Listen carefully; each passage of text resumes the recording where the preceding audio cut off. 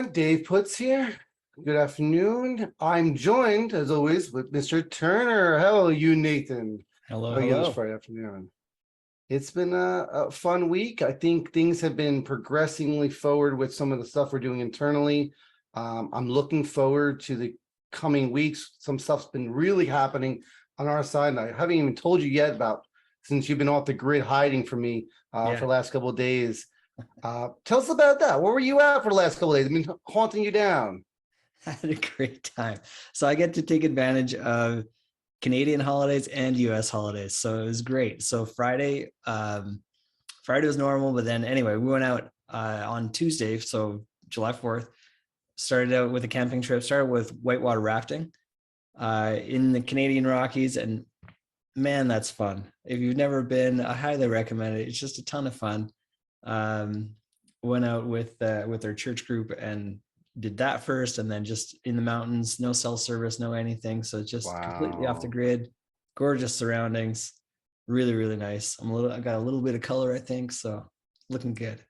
Oh man, I'm a little jealous of you. We've been having about 90-degree weather here in Jersey for the last week. Oh yeah. With just random scattered thunderstorms out of nowhere, like Florida weather. Yeah, we just skipped the rain, so we're okay. Oh, that good lucky.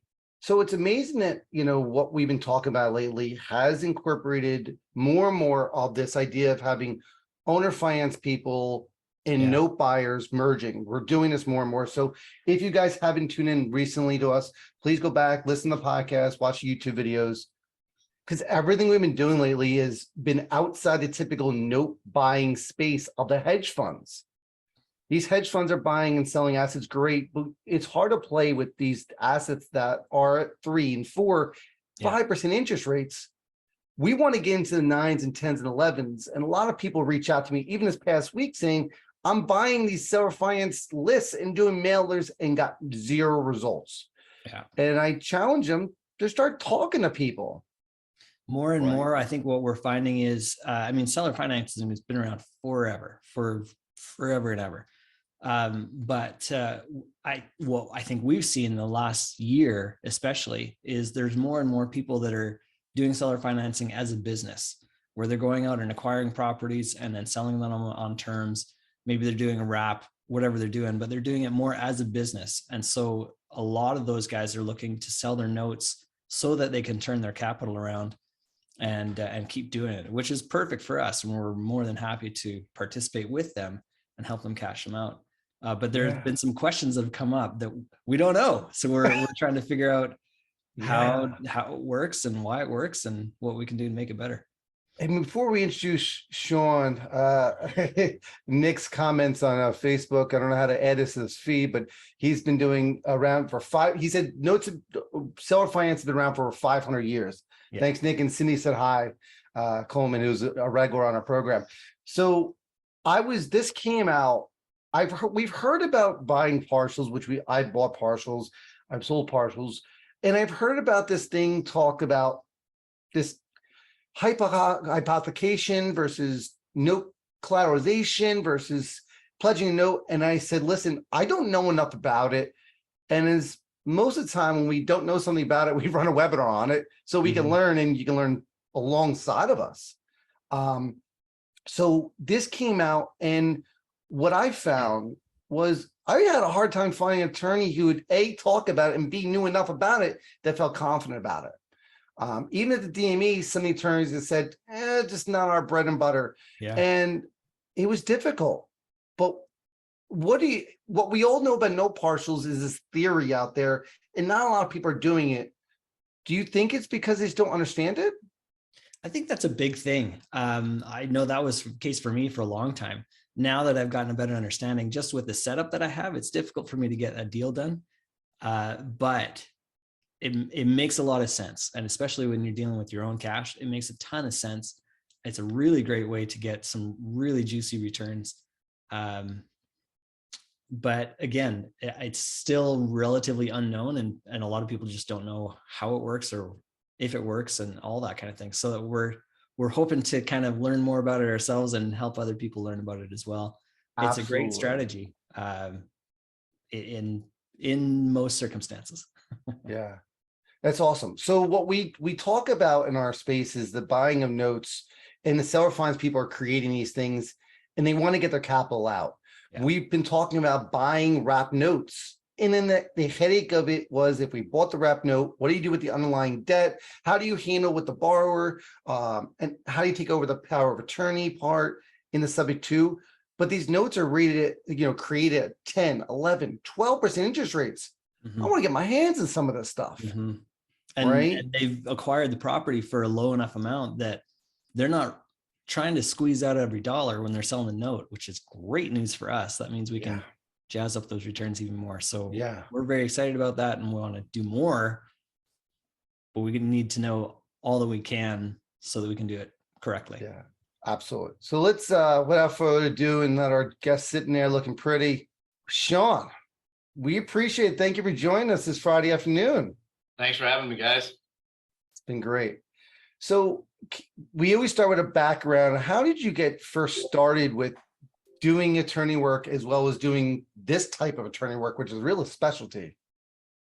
Good question. I mean, so I've been a realist. I've been an attorney 15 years, started with a large law firm in Texas. I should say I'm a Texas licensed attorney in Texas, representing title companies, builders, developers, buyers, sellers, banks, financial institutions, really anything in the financial world, in the real estate world. After a few years, I thought, I'm just going to go out on my own and do this myself. So I ended up starting a title company, and I ended up starting my own law firm that specializes in real estate, finance, and corporate legal work. And so years ago, probably 10 years ago, started really getting into this. I mean, as you guys noted, owner finance has been around a long time, subject tos, wraps. It just wasn't understood. And to be candid, it had a pretty negative stereotype for a pretty long time. But I've been doing them for at least 10 years. And then sort of that just evolved into note sales and assignments and hypothecations and you name it. And I touch it, so to speak. Yeah, good. Interesting. It's funny you say all that, right? Because there's very few attorneys who A, do this type of work, and B, understand the work confidently enough to talk about it. Now, we'll preface this with saying not everything we're going to ask today, we're going to get an answer on, right?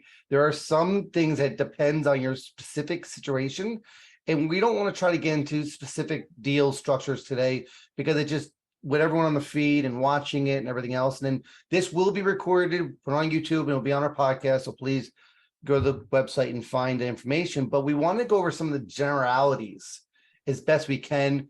Even on our private call, we've been having our weekly Wednesday call privately, the conversation about what the terms mean has been a little bit confusing, right? We all pretty much know what a note partial is, but for those who don't know, can you give a kind of a 30-second, what is a note partial? What happens in that kind of process?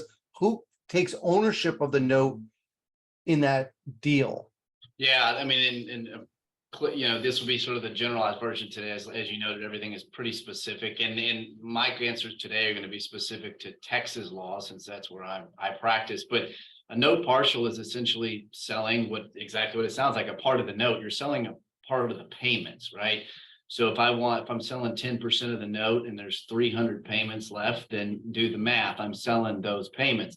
In a note partial, I'm assigning not only the note and the lien in Texas, but that's the ownership, right? So that's the point of a note partial. Whether you're doing a full sale or a partial sale, I'm taking over ownership of those portion of the payments, which is different than a hypothecation, which we can chat about here in a few minutes. But I'm selling a portion of the payments that are remaining on the loan itself. And usually in the note purchase world, in the partial world, you usually see that be from anywhere from 3 years to 5 years, but it just depends. And you said this, so that was an important thing you said in there. You're taking ownership of those payments for that amount of time. Yeah, you're managing the note, right? So you're taking ownership of it and managing the note. And whereas the hypothecation, I'm just merely taking out a loan and using the note as collateral, and I'm not taking ownership of the note. Okay, and that's an important distinction, because that's one of the first things that comes up is like, okay, who owns that note during that partial time? Is it, the original note holder, or is it this new partial note holder? And who's in charge and what happens if there's a default is usually how that question comes out. Then what? Yeah, I mean, and that's where you start to get really specific in any actual note sale or assignment of the note and the lien itself, right? Because you get into the types of representations. How limited are the representations and warranties in the assignment? What's the scale of them? Is it with recourse? Is it without recourse? So there's a lot of really, really specific things that need to occur in a note sale that an experienced attorney needs to address, or somebody that's experienced in note sales need to address, because you can really tailor them however you want. Yeah, and that's one thing actually. So from what I've seen, and again, I haven't bought or sold any partials, but I've been around them a lot. This it can vary from sale to sale. So in this case, you're taking over and the new partial owner is in charge of whatever. If something goes wrong, then they're in charge. I've seen it the other way as well, where it flips back to the original note holder in case of default. I mean, you can kind of tailor it, like you said, right? You can really tailor it just about any way you want. I mean, there are certain statutory warranties under the Texas Business and Commerce Code that are included unless you disclaim those warranties in an assignment of the note and the lien itself. So outside those statutory warranties, which there's only about 5, you can create or disclaim or modify it however you wish. And that's where it becomes, that's where you see a change in the value in the purchase price of notes, right? If I'm purchasing with an indemnity provision because the assignor or the seller of the note wants an indemnity provision, if I'm the note buyer, the assignee or the assignee, and I want multiple representations and warranties, it's going to affect the price of the note. And that's why I think note purchases, note sales are so hyper specific that they're going to depend on your transaction, because ultimately the representations, the warranties are tied to, in my opinion, the price, right? So if you have a unsecured note, or if you have in Texas, we have negotiable instruments and we have non-negotiable instruments. So I can have a note that's not a negotiable instrument under the Texas Business and Commerce Code. Those are going to be deeply discounted notes.